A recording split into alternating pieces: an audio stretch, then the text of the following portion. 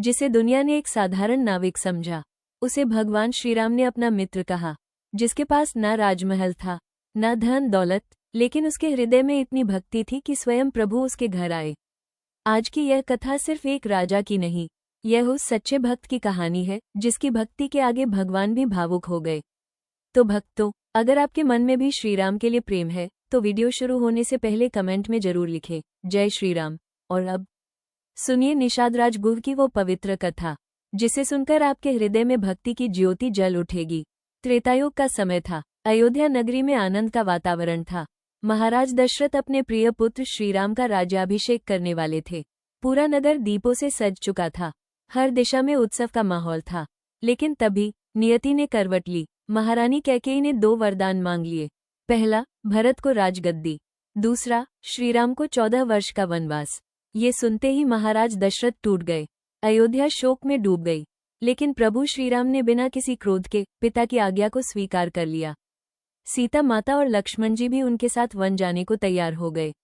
जब श्रीराम वन की ओर चले, तब पूरा अयोध्या उनके पीछे रोता हुआ चल पड़ा। लेकिन प्रभु ने सबको समझाकर वापस भेज दिया। धीरे धीरे चलते हुए श्रीराम, सीता माता और लक्ष्मण जी गंगा तट के पास पहुंचे, जहां एक छोटा सा राज्य था, श्रृंगवीरपुर, और वहीं रहते थे निषादों के राजा निषादराज गुह। निषादराज गुह एक वनवासी राजा थे। उनका जीवन बहुत साधारण था। ना सोने के महल, ना बड़े सैनिक, ना राजसी ठाठ, लेकिन उनके हृदय में श्रीराम के प्रति असीम प्रेम था। वह रोज प्रभु का स्मरण करते थे। उन्हें विश्वास था कि एक दिन भगवान जरूर उनके जीवन में आएंगे। और वो दिन आ ही गया। जब निषादराज को पता चला कि स्वयं श्रीराम उनके राज्य में आए हैं, तो उनकी खुशी का ठिकाना न रहा। वह दौड़ते हुए गंगा तट पर पहुंचे। जैसे ही उन्होंने प्रभु श्रीराम को देखा, उनकी आंखों से आंसू बहने लगे। वह प्रभु के चरणों में गिर पड़े। निषादराज बोले, प्रभु, आज मेरा जीवन धन्य हो गया। मेरे जैसे छोटे वनवासी के घर आ पाए, यह मेरा सौभाग्य है। श्रीराम ने प्रेम से उन्हें उठाया और गले लगा लिया। भक्तों, यही भगवान की सबसे बड़ी विशेषता है। भगवान कभी जाति, धन या ऊंच नीच नहीं देखते। वे सिर्फ प्रेम देखते हैं। जिसके मन में सच्ची भक्ति होती है, भगवान स्वयं उसके पास चले आते हैं। निषादराज ने प्रभु से आग्रह किया, प्रभु, कृपया आज मेरे महल में विश्राम कीजिए। लेकिन श्रीराम ने कहा, मित्र, वनवास के नियमों के कारण मैं राजमहल में नहीं रह सकता। ये सुनकर निषादराज दुखी हो गए। तब उन्होंने जंगल में पत्तों और फूलों से सुंदर आसन तैयार करवाया।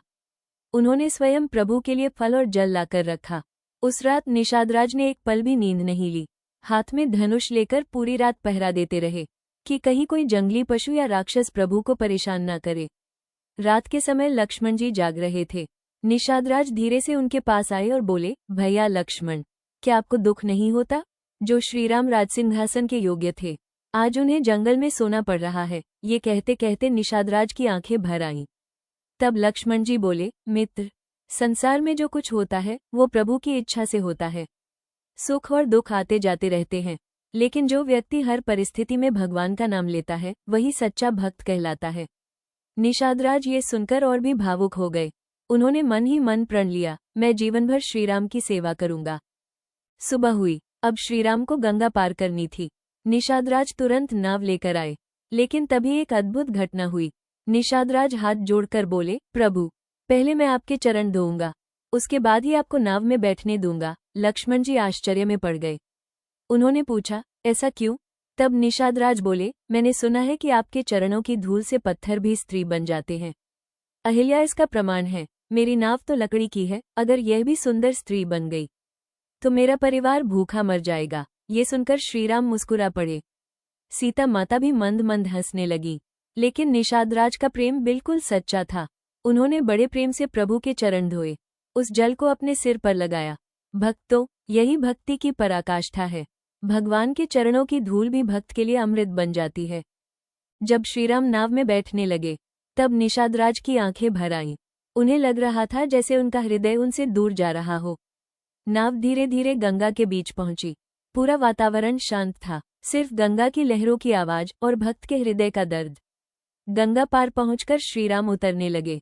तब निषादराज बोले, प्रभु, मुझे भी अपने साथ ले चलिए। श्रीराम ने प्रेम से कहा, मित्र, अभी तुम्हारा कर्तव्य अपने राज्य और प्रजा की सेवा करना है, लेकिन मैं वचन देता हूँ, तुम्हारी भक्ति अमर हो जाएगी। ये सुनकर निषाद राज रो पड़े।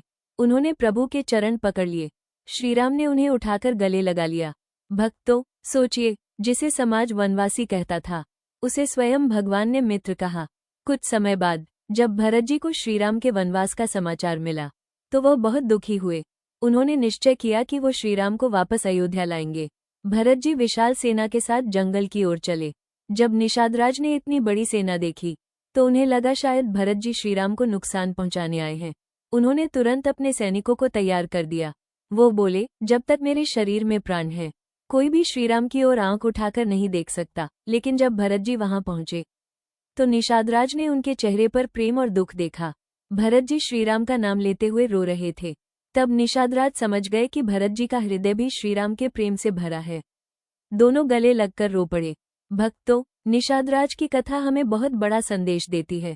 भगवान को पाने के लिए बड़े महल नहीं चाहिए, शुद्ध हृदय चाहिए। निषादराज ना कोई बड़े विद्वान थे, ना तपस्वी, लेकिन उनके मन में छल नहीं था।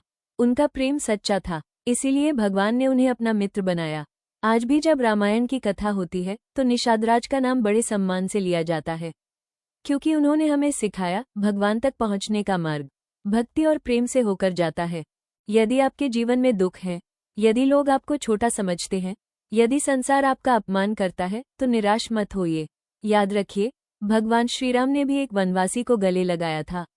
भगवान बाहरी रूप नहीं देखते, वो हृदय देखते हैं। जिस दिन आपके मन में सच्ची भक्ति जाग जाएगी, उस दिन भगवान स्वयं आपके जीवन में प्रवेश करेंगे। तो भक्तों, ये थी निषादराज गुह की अमर कथा, एक ऐसा भक्त जिसने अपने प्रेम से भगवान को भी भावुक कर दिया। अगर इस कथा ने आपके हृदय को छुआ हो तो वीडियो को लाइक जरूर करें, कमेंट में लिखें जय श्री राम। और ऐसे ही दिव्य, प्रेरणादायक और भक्ति से भरपूर कथाएं सुनने के लिए हमारे चैनल को सब्सक्राइब जरूर करें, क्योंकि यहाँ सिर्फ कहानियां नहीं, भगवान से जुड़ने का मार्ग मिलता है। मिलते हैं अगली दिव्य कथा में। जय श्री राम। जय निषादराज।